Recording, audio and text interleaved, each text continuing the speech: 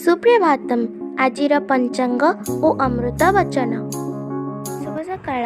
ଆଜି ଦିନର ପଞ୍ଚାଙ୍ଗ।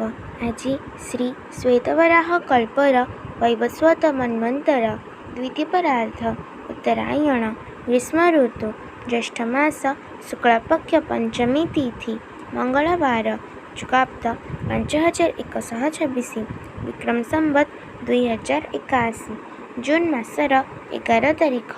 ଆଜି ଦିନଟି ସମସ୍ତଙ୍କ ପାଇଁ ମଙ୍ଗଳମୟ ହେଉ, ଈଶ୍ୱରଙ୍କ ନିକଟରେ ବିନମ୍ର ପ୍ରାର୍ଥନା।